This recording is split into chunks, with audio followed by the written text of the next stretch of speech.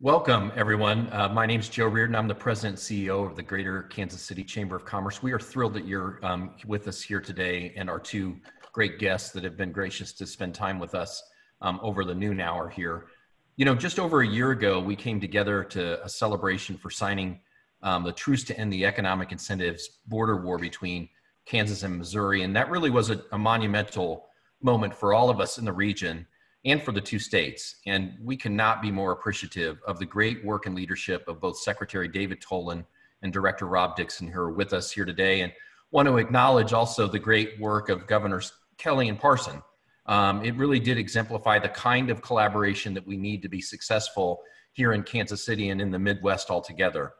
But you all know that the world has changed. Who could have ever predicted where we would find ourselves a year after being at Memorial Hall in Kansas City, Kansas? And one of the hardest realities we've had to face is that at the beginning of summer, the temporary and permanent shuttering of businesses across our two-state region, and then a slowing down of the economy. And that slowdown has been at historic levels. And unfortunately, that's meant a difficult year for businesses and employees alike through no fault of anyone's, quite frankly. However, with the leadership of Secretary Toland and Director Dixon, both Kansas and Missouri have seen some rebound in business activity since the peak of the shutdown, and we're really glad to see that. We've witnessed that too at the Chamber, and both states have gone above and beyond to help their businesses seek technical and financial assistance to help survive the shutdowns. And I just want to thank both Secretary Toland and Director Dixon, because it's been amazing to work with you and your staffs as we all tried to do all we could to make sure that businesses continue to function during this challenging time. As we look ahead beyond COVID-19, which there will be a beyond COVID-19, both state economic development leaders have great ideas on how to grow their state's economies and workforce, to grow the economic vibrancy across the state and in the Kansas City region. And we know that's going to be a critical moment in time for all of us when we emerge from this, that we're firing on all cylinders here in the Kansas and Missouri region to make sure that we're attracting and growing business right here at home, and that we can accelerate out of the COVID era. So in a moment, we're going to hear from both of them sharing their thoughts, and we're also going to have a little dialogue, I think. I'm going to give you a brief bio on both of them, and we'll get to the presentations. Secretary Toland is the current Commerce Secretary in Kansas, and prior to his confirmation as Secretary, he served as President and CEO of Thrive Allen County, a community health improvement and economic development organization in Iola, Kansas. And I want to tell you that really received national acclaim in what that organization did during the time that David was there. Prior to that, he worked in Washington, D.C. in various capacities, eventually elevating to the position of Deputy COO of the Government of D.C. Office of Planning and Economic Development. Welcome, David. Director Dixon is the current director of the Missouri Department of Economic Development, and prior to his arrival at the Department of Economic Development, Director Dixon served as president and CEO of the Missouri Community College Association. And get this is why we have a warm spot for Rob. He worked in a variety of roles as the Springfield area Chamber of Commerce and as the executive director of the Hollister Area Chamber of Commerce. So he knows business at the ground level, which is so valuable. After high school, Director Dixon joined the U.S. Marine Corps, where he served as an intelligence analyst in Afghanistan and Pakistan. I want to thank you for your service to our country, Rob. And I'm going to turn things now over to Secretary Toland. And when he concludes, he's just going to hand it right off to Director Dixon. So Secretary Toland, great to have you here as well. And the floor is now yours. Great. Well, thank you so much, Joe. And thanks to all the members who are on today. It's great to be back with Greater KC Chamber and to give a quick snapshot of where things stand. You can go ahead and start my presentation, please. So we've got about 20 minutes here to talk about where we stand in the state as it relates to recovery, and then how we're trying to position ourselves for real growth. So next slide. We're going to start first with talking about, at the state level, what we've done to rebuild the state's lead economic development agency, the Kansas Department of Commerce. Talk about recovery, and we're going to dig into some data there. Also talk about the new opportunities that have been created as a result of COVID, and then move into SPARK, which is the committee that is overseeing the administration of the state's CARES Act money and what that means for businesses in the KC region. And then finally, we'll end with a quick look at the border war truce 12 or 13 months down the line. So next slide, please. Many of you have seen this before, or parts of this, where if you look at the map on the left, we had vacancies in most of our key recruitment regions in the country. I'm really pleased that we've been able to hire some incredibly talented economic development professionals to join our seasoned veterans that were already here, like Barb Hake in the KC region, as well as Alicia Hutchings in Dallas. And, you know, the fact that we've been able to recruit and retain this kind of talent has come out in our deal flow, which I'll talk about more in a second. We've really taken this agency and turned it upside down and looked at what it is we do, how we do it, why we do it, and how can we do it better.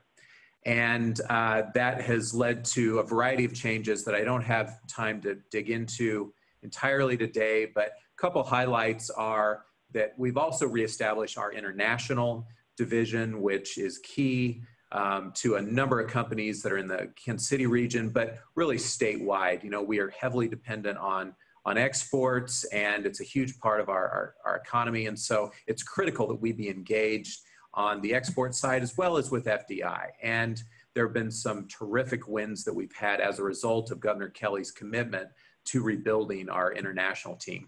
We've also, going back to the talent side, been able to hire Deputy Secretary Bill Murphy. We recruited him away from the Greater Tulsa Chamber of Commerce, where he led economic development efforts.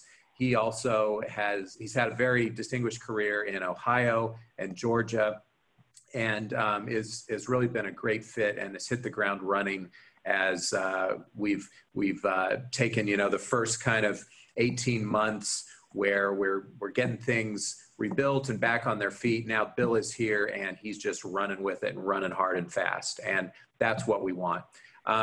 There's much more on this slide and much more that's not on this slide that we just don't have time to talk about today. So next slide, please.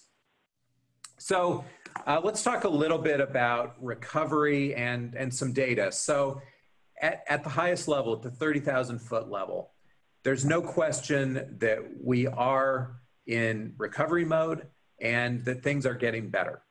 If you look at the statewide unemployment rate, we're at about 6.9%, so down from over 11% in April. Consumption on the whole is down only 2.9% over where we were in January of this year. And as an economic developer, you know, what I want to focus on is our success rate. So next slide. Last year, in 2019, we did a total of about 1.3 billion in projects. That's over 12 months. You can see the stats there. So we were doing about 110 million a month in economic development.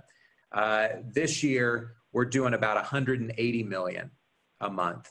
And that's in spite of COVID-19, that's in spite of civil unrest and a lot of just uncertainty and headwinds in the national economy and the global economy. And so we're really pleased. Now you can see that as part of that, we've had several larger projects, and so overall there are fewer, but I think at the end of the day, you're gonna see probably similar number of projects, but a lot more CapEx by the time we get to December 31st.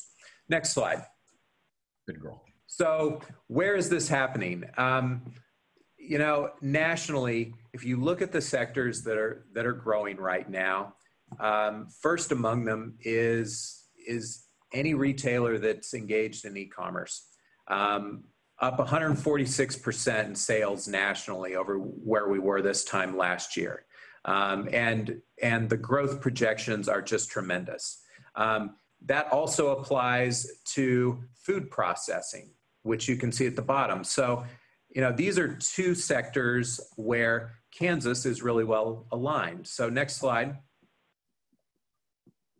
What this has yielded is some major wins for us as a state, one of which is the Schwann's announcement of a $600 million expansion in Salina, of their pizza facility there, and the Urban Outfitters decision to locate their new omni-channel distribution center in the Kansas City region in Wyandotte County that was announced last month.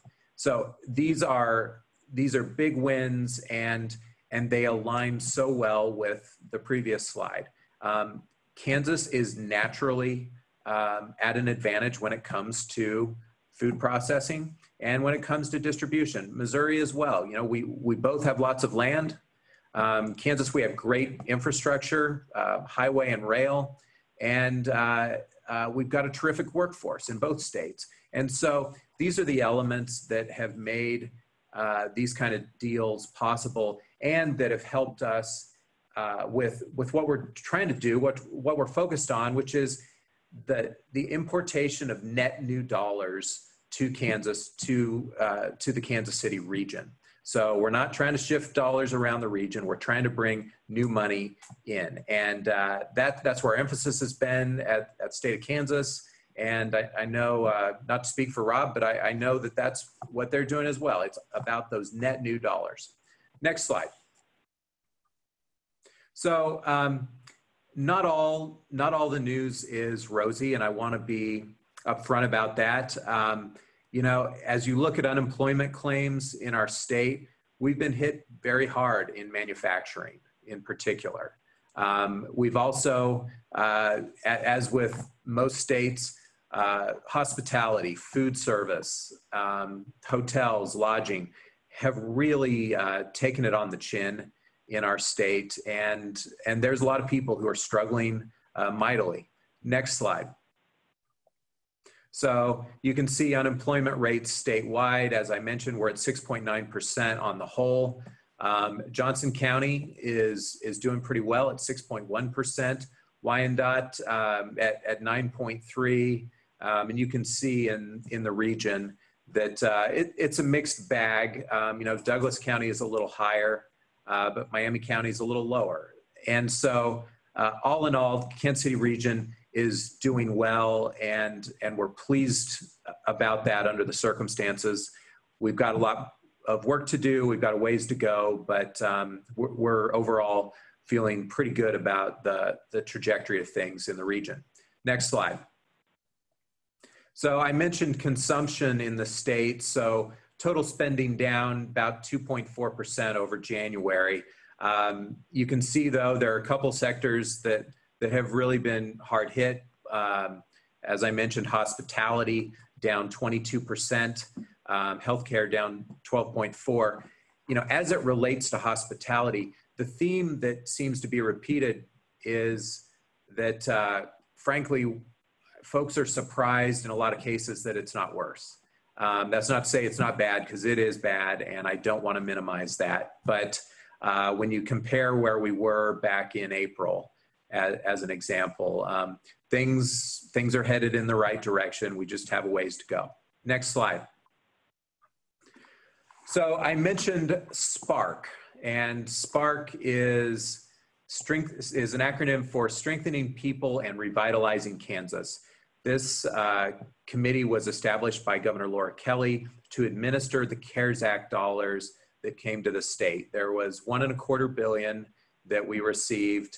About 110 million of that went to Johnson County right off the top, and 100 million or so went to Sedgwick County, Wichita, off the top, which left about $1 billion for the state of Kansas to administer. And so this SPARK committee, which is comprised of 21 folks from a variety of sectors across the state, not just business sectors, but social service, education, and the like, have provided guidance on the spending priorities that we should have as a state, and in making sure that we get these dollars out the door in a way that is transparent and efficient, and that is going to comply with the requirements of the CARES Act.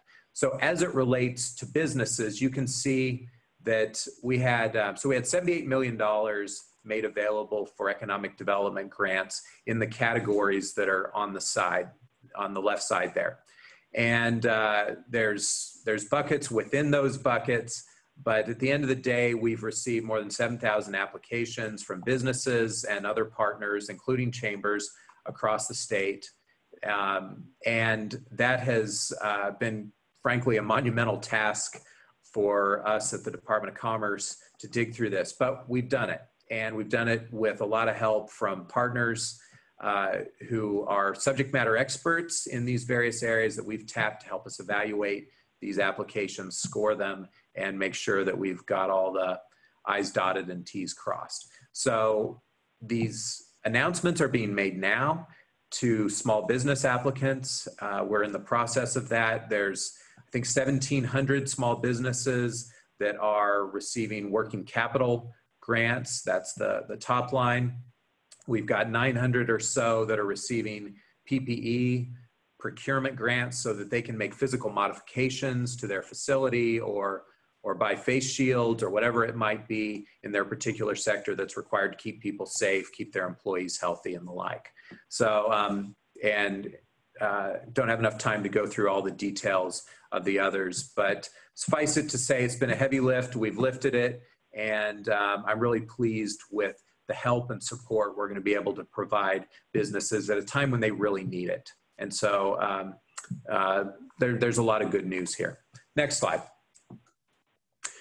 Many of you, most of you have heard me talk about the Kansas Framework for Growth, which is the state's first new economic development strategic plan since 1986. We have organized this plan around 4 pillars that you can see on the right. And it's pretty exciting to see 11 months or 10 months of conversation and data mining and questions and discourse back and forth, materializing into the actual plan on what do we do to capitalize on the opportunities that we have, and what do we do to address some of the vulnerabilities that we have, you know, whether it's vulnerabilities that might have existed prior to COVID, such as outmigration from the state, which is a key priority, or whether it's how do we address what's changed in the last 6 or 7 months. So next slide. With that in mind, I'm really excited that, you know, I guess the bad news story is it took us 34 years to do a new economic development strategic plan. The good news is our timing is very fortunate that it will be released in November, and it's going to reflect the lessons that we've learned in the last 6 or 7 months as a result of COVID and this unprecedented, at least in our lifetimes, unprecedented disruption in our state economy, our national economy, the global economy. So I'd rather be lucky than good. And as it relates to our timing here, we were very lucky. But it's going to be a great plan, and more to come in November. Next slide. So I'm going to end here with, you know, Joe mentioned the very happy day that many of us shared, Rob and I and our governors and so many from across the region, particularly including the Greater KC Chamber, which worked for years to bring about the Border War Truce, the Hall Family Foundation that has advocated for this public policy change that was so important for many, many years and was leading voice on this. And so we all got to celebrate, and there were lights and cameras, and it was a wonderful day. But after that happens and people go home and they sweep up the confetti and we go back to our offices, it now has to be put into action. And let's go to the next slide. So I wanted to show you, and I didn't ask Rob for permission here. I hope he's okay with this. This is a screenshot of a text exchange that Rob and I have, and I'm in blue, Rob's in black. So you can see Tuesday, June 16th, I reach out to Rob and say, hey, need to do a quick hotline call. Do you have any time tonight? And yes, sir, we'll call in a bit. And the hotline is that when there's a problem, you know, sometimes maybe it's a company that is one of the grandfathered companies, and we had that deal in the works, or they had that deal in the works before the truce. And so we're still working that. There may be questions that come up as a result, and those are things that we need to talk about at a staff level in a very unglamorous way, where we dig into the details and we figure out how do we hold this truce together? How do we both act in the best interests of our state? And how do we both also act in a way that reflects the spirit and the intent of what our bosses, Governors Kelly and Parson, signed last August, a year ago August. And so the hotline is something that we have both used at different times. Rob called me in Japan in the middle of the night one time.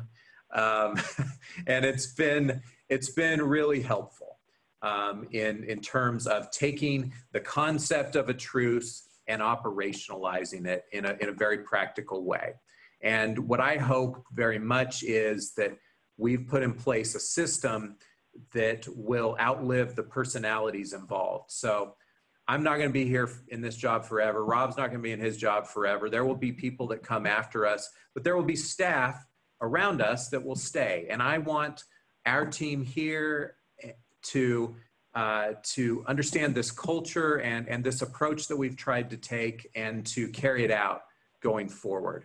And so I'm really proud of what we've all accomplished together. And I'll end by saying what a class act Rob Dixon is. Wednesday, July 22, he reached out. We'd had a decision on a company that in that particular case chose Kansas over Missouri. And we've had it the other way around, where they chose Missouri over Kansas. And Rob reached out with that note. And the feeling is very mutual. Rob is a noble man and competitor, and I feel very fortunate to get to work with him. Sometimes we collaborate, sometimes we compete, but we've always got the best interest of both our states and the region at heart. So with that, I will turn it over to Director Rob Dixon from the Missouri Department of Economic Development to take it from here. All right, thank you, David. It's great to see you virtually, and great to hear from you, and really appreciate the opportunity to join the KC Chamber. As Joe mentioned, my professional background is in chamber work, and the last time I did a chamber call was with the Springfield, Missouri Chamber of Commerce a couple of weeks ago. And during the call, did it from home like so many people are doing right now on Zoom. My dog went crazy. I thought I was on mute. The entire Springfield Area Chamber of Commerce heard me yelling at my dog. And so I'm really going to try to take some precautions this time, but no promises, certainly. But I do appreciate the chance to visit. And it's such a fun opportunity to do it with David and the team at the Kansas Department of Commerce.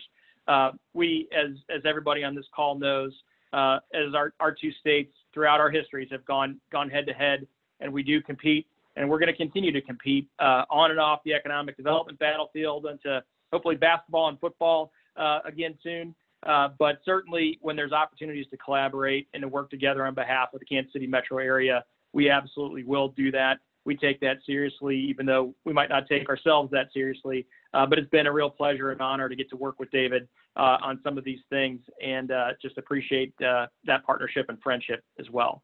So if you could start my slides while those fire up, we have a very similar story to tell, as you might imagine, as our friends and colleagues in Kansas, and that is really going back to the beginning of the pandemic, back around that St. Patrick's Day timeframe, when we all, as everybody did, our world's changed overnight.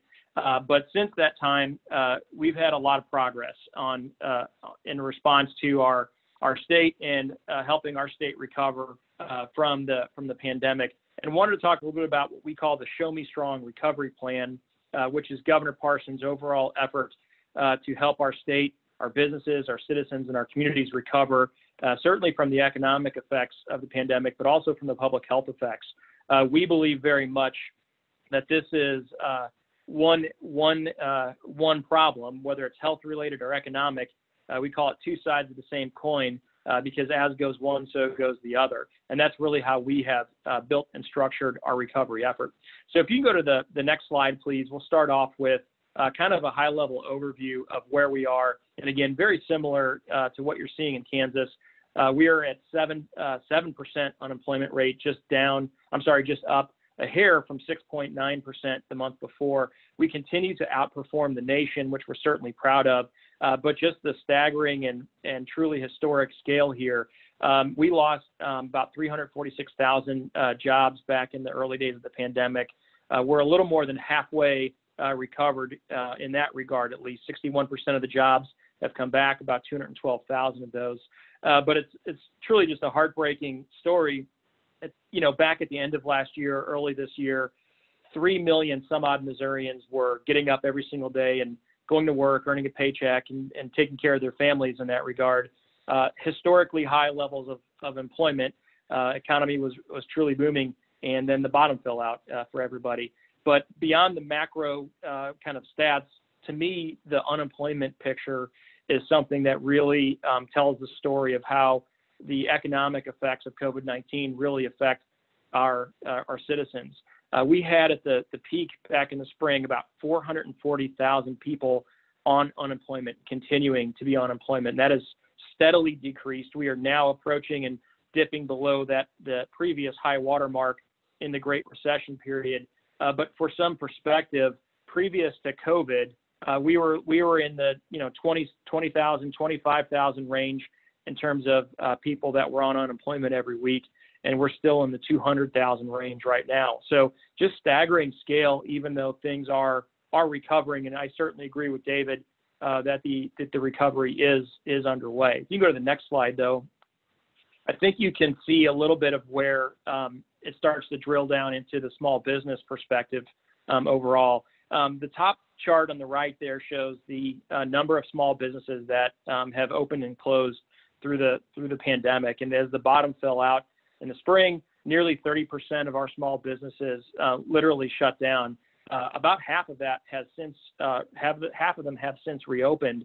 But you can see in recent weeks, it's kind of ticked back down again and starting to see that decline. And similarly, on the bottom chart for consumer spending, also down around 30%. But we know that there's great variations within that, as David mentioned in particular. But people have absolutely changed their consumer behaviors. And within this category, we know that things like grocery sales are almost off the charts in some regard, and restaurants and tourism activities are down significantly. So a lot of fluctuation in it. The bottom line for me, though, is we are much improved from where we were back in the spring. We have, in many cases, recovered almost entirely, but you can see the kind of the continued ebbs and flows of our economy. And I think that is directly connected to the course of the virus itself. And I think we're going to continue to see that until next year sometime, when the vaccine is hopefully readily available, widely distributed, and accessible by the vast majority of folks. If you go to the next slide, please. So I want to shift a little bit to what are we going to do about it? And as I mentioned, our recovery plan really is focused on helping our businesses, communities, and citizens recover. And it's really been based on our public health response. And so all 16 executive branch agencies in Missouri state government, this is not an exaggeration, but literally every single day, we have nearly 200 representatives from all 16 agencies who get on a conference call every morning. I join it myself. Many of the cabinet secretaries in our state do as well. And we are working through at a very tactical level some of these issues. But we do it, actually, we're using much of the foundation that General Stanley McChrystal, built around the team of teams concept. If anyone has read those books or heard about that, we are following that model in our state. And truly every cabinet agency, every single day, working together on public health and economic and social impact recovery. So it's really been a boundary expanding exercise in state government. You should be very proud of the public servants that you have working for you and serving you. I'm certainly proud to lead DED through this. But we've built our recovery plan around expansion of testing, availability of PPE, of course, our hospital systems and their ability to stay within capacity, and then expanding the use of data and analytics around the virus, around the economy, around the social effects, but using all of those tools to really shape our everyday decision making. And I'm not going to get into it for the sake of time today, but I would encourage everybody to take a look at the website listed on the screen, showmestrong.mo.gov, and we have pretty robust data sets on there that if you're at all interested in any of the topics that we've talked about today, you can spend some time looking at that at your leisure. So that's the foundation of the plan. I wanted to spend the rest of the time today talking a little bit about what we've been doing to serve the businesses, communities, and citizens of our state. So if you can go to the next slide. Much like Kansas, we have targeted our economic and community recovery programs around those areas of highest need.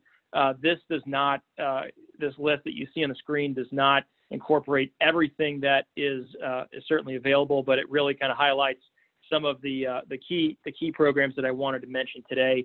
The small business grant, we've also targeted our resources there. One of the things I want to show you today, we had $22.5 million available for small business programming, but we had $70 million in requests come in. And I'll dig a little bit deeper into that. I know that is of interest to the Chamber in particular. But we've also targeted our resources for family-owned farms. And the Missouri Department of Agriculture, not listed on the screen, has some support for our meat and poultry processing industry. Obviously, that has seen its share of challenges throughout the pandemic, and providing some resources for them as well. Our nonprofits are a key sector in their own right as a part of the economy, but also from a public sector perspective, they really do help state and local government provide services to citizens. And so we wanted to target some relief to them. And again, similar story as our small business side here, but just tremendous need that frankly, we're not going to be able to meet all that exists, but it shows you the scale. We've also targeted PPE production, broadband, internet expansion for telehealth, telemedicine, telework, all of those types of things that we're trying to do to expand that capacity during the pandemic, as well as some of our support for our entrepreneurs and whatnot. I wanted to drill down briefly into the tourism piece here because tourism obviously is a key part of the economy. It's one of the largest industries in Missouri, certainly, but it's also been one of the hardest hit industries as people literally stopped traveling and stopped going on vacations and things like that, especially early on. So we wanted to provide some support for those businesses in that industry. And in particular, we wanted to promote safe and kind of COVID resilient type activities. So instead of coming to a large venue, come to a state park, or instead of coming to an indoor facility, come, experience some of the outdoor opportunities in our state. And we've seen some success on that front. Branson, Missouri, as many people know, is a tourism destination, one of the strongest tourism destinations, certainly in the Midwest, but even nationally. And that community, Taney County, had 25% unemployment when back in the April, March, April, May timeframe. So 1 out of every 4 Missourians in that community was out of work when the pandemic and the economic effects were at the lowest point this spring. So we know it's been really, really difficult for those folks and their families in those communities. So we targeted some relief there. Just like David, our teams have been working to process, review, and get these out within the boundaries given to us by the federal government with the CARES Act. It's been a tremendous and heavy lift on our teams. Really proud of the work that they've done. But I wanted to show you, if you could go to the next slide, I wanted to show you kind of where we're at on the small business grant in particular. Thank you very much. So the next, very briefly, these 2 slides, the map on the left is obviously the counties in Missouri. So if the county itself is, outlined and you see the shape of the county, that's an area of the state where we did receive at least 1 application from. So I'm really pleased to see the geographic diversity and the geographic distribution of the program. Obviously, parts of the state that are not colored in there are some of our most rural and smallest communities. But I'm really pleased to see the widespread uptake across the state. We targeted this in kind of 2 rounds. The first one was on some of our hardest hit industries, food service, accommodation, retail, and healthcare. And then we had intended to open it up to a second round if funding was available, which would be open to any industry. And unfortunately, we just weren't, we didn't have enough funding available to do that second round as planned. So if you go to the next slide here, I want to show you a little bit about who some of these businesses are. These are really the smallest of the small businesses that are struggling and are utilizing these programs.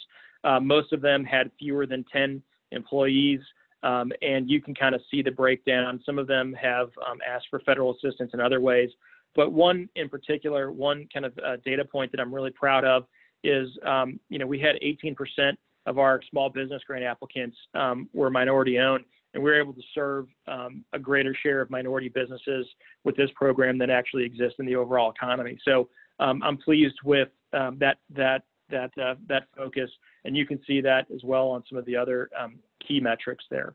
But this will continue to be a focus. It is not cliche at all to say that small businesses are the backbone of the economy. That's truly where the vast majority of jobs are, and it's the lifeblood of communities and people's own family finances. And so we're going to continue to focus our efforts here. You can go to the next slide. Wanted to give you a brief trip down memory lane, and just like David is reassessing where the Department of Commerce is now, that's what we did. I guess about a year and a half or so, maybe 2 years in my tenure ahead of David, just from a timeline perspective, and had a very similar experience coming into DED in that our state agency had fallen behind many of our peers in the nation. We had taken a hard look at where we were as an agency. Similarly, we had not reevaluated our own statewide strategy for more than a decade. As you heard, my background is in local economic development as well. And from personal experiences in dealing with our department previous to coming here, it had been a challenge on some fronts. So all these things come together, it was time to reevaluate and reassess. And we launched an initiative called Best in Midwest, because that's certainly our goal, continues to be our goal. I guess we could have called it Beat Kansas, but it's just implied in there, David. So don't worry about that.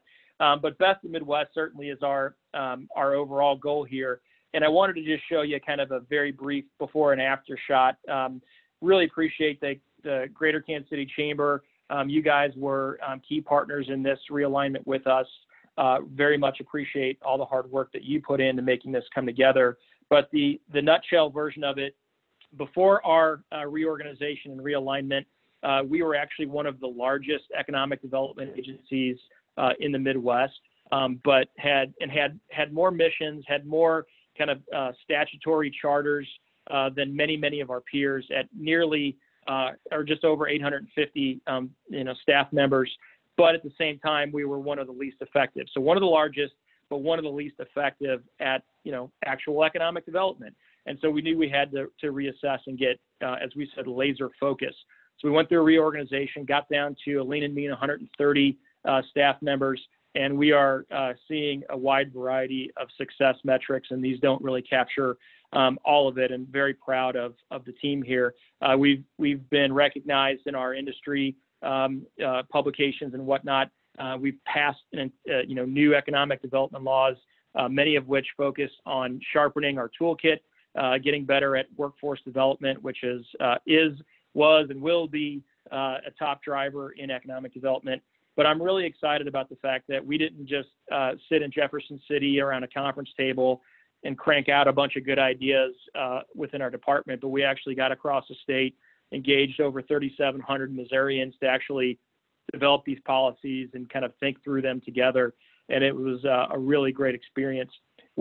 In addition to just being the right thing to do at the right time for economic development itself, it also positioned us well, I think, for the pandemic. So if you can go to the next slide, we would not be in the situation that we're in as a department had we not gone through our Best in the Midwest effort.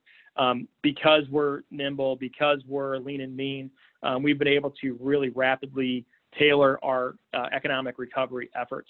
On March 17th, or right around then, we sent the entire department into telework status.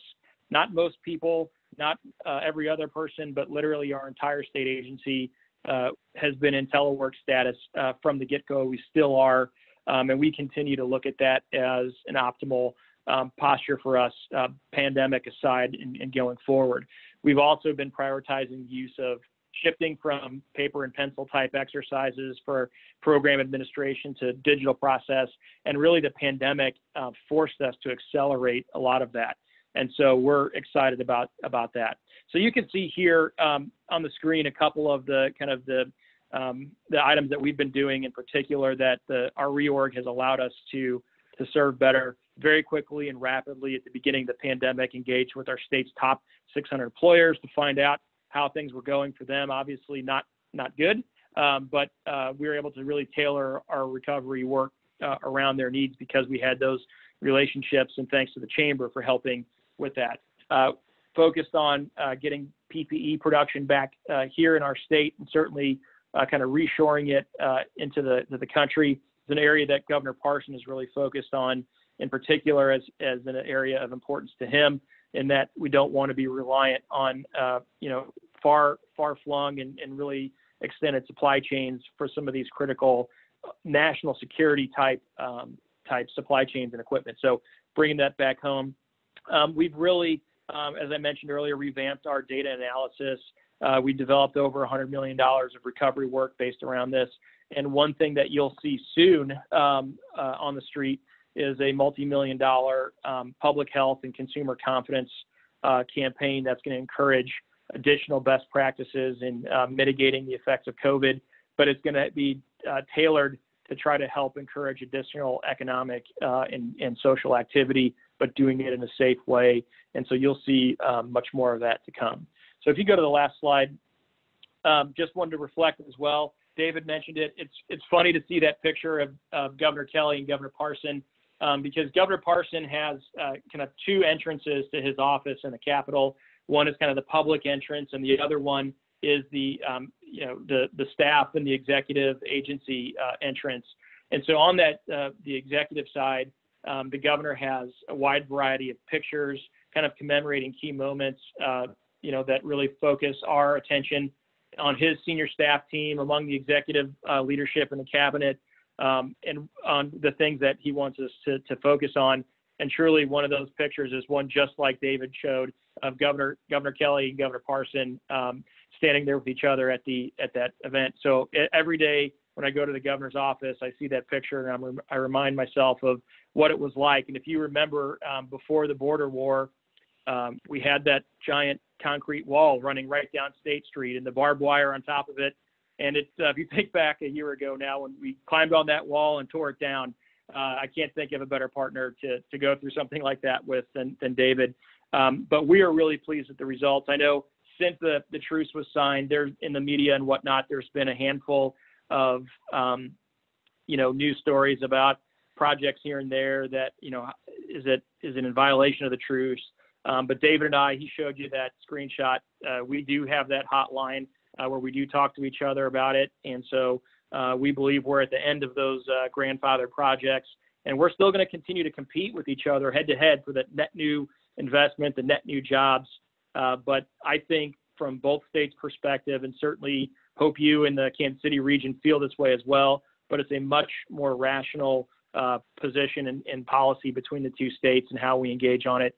And I think it's led to a much smarter economic development effort. There's still a lot of work to be done. And I think especially as we all climb out of the pandemic together, we can sharpen that. But we have a great foundation because of the partnerships like you're seeing today, not just between the two states, but certainly between the two states and the communities in the region, as well as our kind of regional organizations and partners. So it's something I never thought I'd see in my career as an economic developer. And I just appreciate the chance to work with everybody. So with that, I think I'm going to turn it back over to Joe, and we're going to have some further conversation.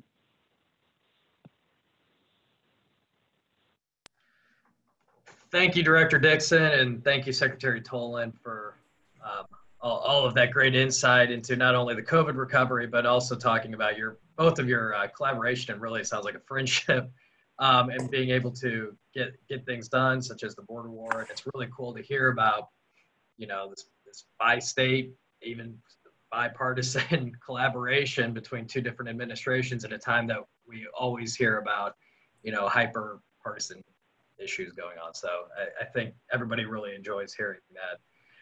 We've got about, a little over 10 minutes for Q&A from some of our members. The questions have been rolling in. And if anybody else has any questions, please use the Q&A feature located at the bottom of your screen. I think we'll just go ahead and get started. And this is for both of you, so whoever wants to answer this question first. Considering the fiscal constraints facing both states, that really every state's going to be experiencing next year, how will you continue your business recruitment and retention efforts in 2021? So turn it over to one of you. You want to go first, Rob? Sure. For us, business retention expansion is the foundation of our economic development program. It should be, frankly, the foundation of just about every economic development organization's work. We know that's where jobs are created, and we want to keep those businesses in our state. So I didn't get into it for the sake of time, but part of our reorganization really divided up our entire economic development team, positioned them in the communities that they serve, and they're working all across Missouri right now. And their number one priority is to do business retention expansion. We believe that that's going to be the continued best use of our limited resources, and that's where we're going to prioritize them.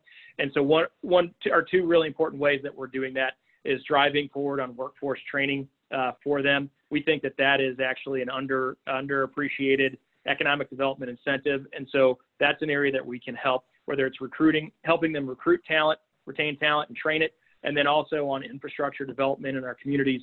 That's been a top priority of Governor Parson, whether it's roads, whether it's broadband internet, sewers, water lines, the entire gamut of infrastructure. And so we think that those are some areas that we're going to focus on. But I appreciate the question on business retention, and we're going to prioritize that going forward for sure.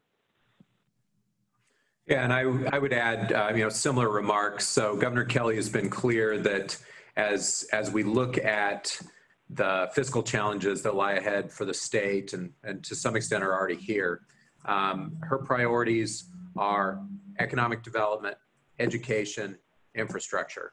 And so she has made clear from the start that as we have to make difficult decisions about budget, that to the extent we can, we want to make sure that we're not killing the goose that laid the golden egg, and that we've got adequate resources to make sure that Kansas is competitive as it relates to BR&E, and that we don't give up the hard-fought gains that we've had over the last, going on 2 years now. So strong commitment from the very top. And that, I would add that that's a bipartisan, bicameral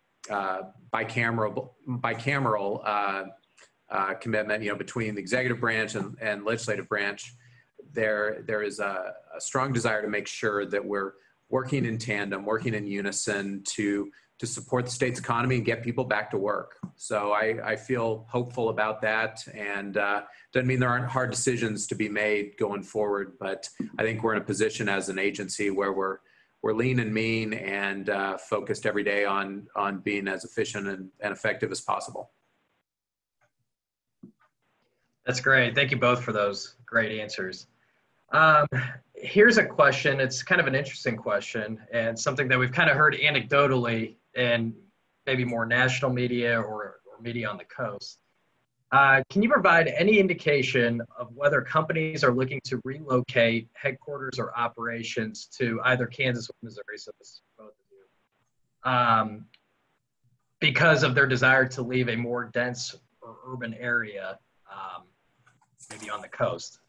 Is there any indication? Have you seen any trends? It's interesting. It's clear that there is going to be a significant migration of Americans from one place to another. We expect that a lot of that is going to be shifts from urban areas, urban cores, into suburban settings. We know as well that there are people leaving suburban settings and going to rural areas, and then vice versa. There are people that see opportunities in urban settings and are going that direction. So for a long time, there's been less movement of people than we might have had in the 1950s, 60s, 70s, where it was more common to move from one jurisdiction to another. It's been relatively stable. COVID, I think, has upended a lot of that as it relates to family decisions. And so what you're going to see, I think, is that there will be business decisions. I know there are some that are already being made by businesses that are on the coast to shift to locations that they feel are more desirable for one reason or another. It may be operating costs. It may be, about more space available, higher quality of life. And so that gives me a lot of hope for places like Kansas City in particular, because I think we're extraordinarily well positioned to be able to target those companies that are going to be part of this migration of people. Yeah, I completely agree. And the only other thing I would add is not just for headquarter operations, but we're seeing it every single day right now in e-commerce and in distribution, that the pandemic itself has significantly changed the way people engage in consumer behavior. And I think we still are just at the very beginning of understanding what that looks like. And so I expect the broader Midwest, but certainly the KC region, to be truly at the epicenter of that movement in that industry as well.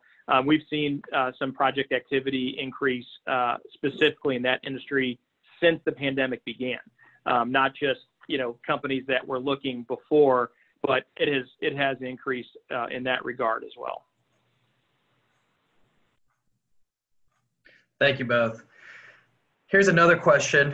How is the ag economy in both states looking, including international trade, land values, and rural development?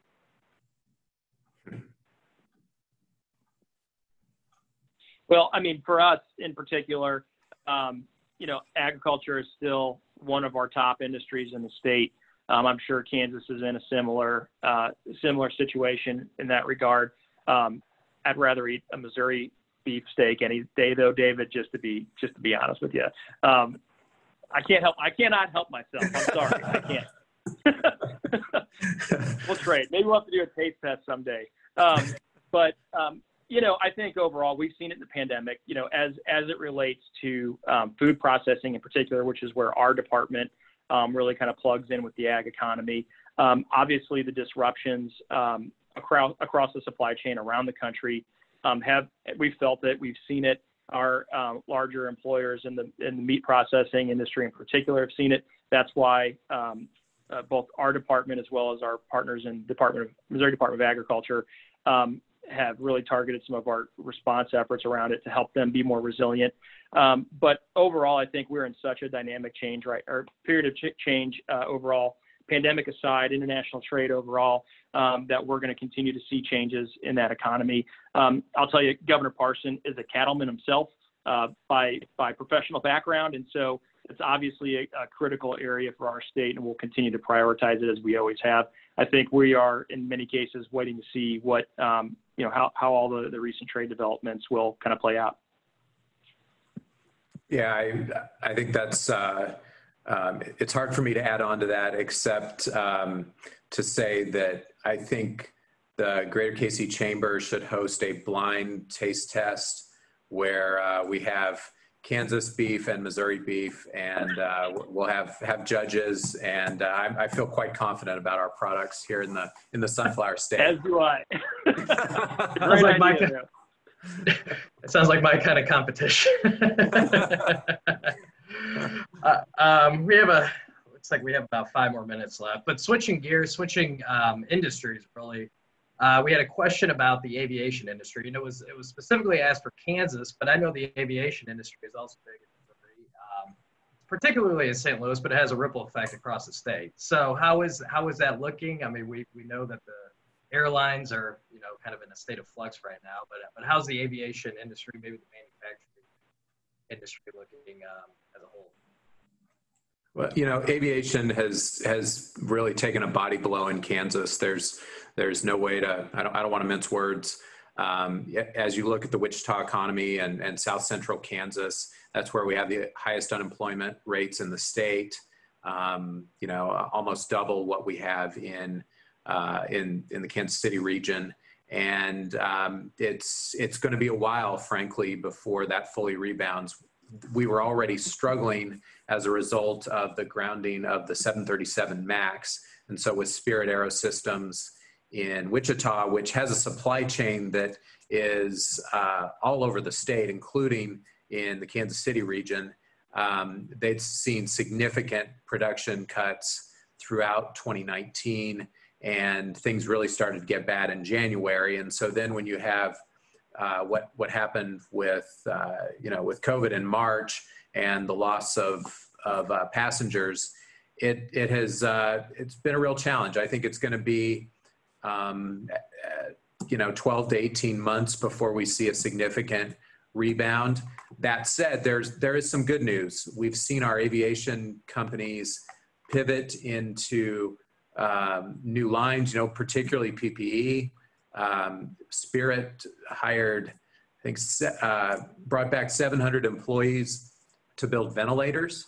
And, so there's a lot of advanced manufacturing expertise that exists in these companies, which can be transferred into other product lines. And so that's what we've seen. And that's helped blunt, I think, some of the impacts of the market on these companies. But it's a real challenge for our state.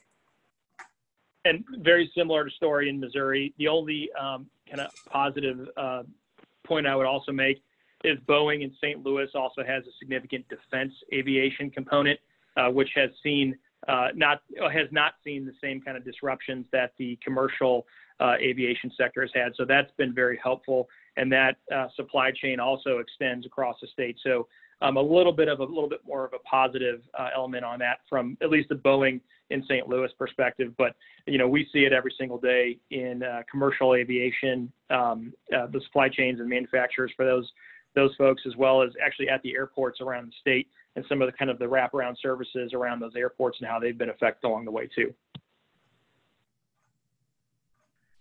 Fantastic. And I think we could probably squeeze in one quick one. Broadband expansion. Everybody's working from home. Kids are at school. Kids are at home in a lot of cases. Any update on that in either state? Yeah, for us, real quick, it's been a priority. Certainly, I mentioned it in the CARES Act programming that we've had. Our goal is to continue to drive forward on that. We put basically $15 million to broadband expansion. It has to be utilized by the end of this year, roughly, because of the CARES Act rules. So we're going to continue to do that. We'd be happy to talk with any providers that are on the call today that are looking at expanding broadband service. It's essentially the same story that we talked about earlier, right? That, you've got to have it in this day and age. You've got to have it in this economy, and certainly have to have it in the pandemic. So we're going to continue to prioritize that.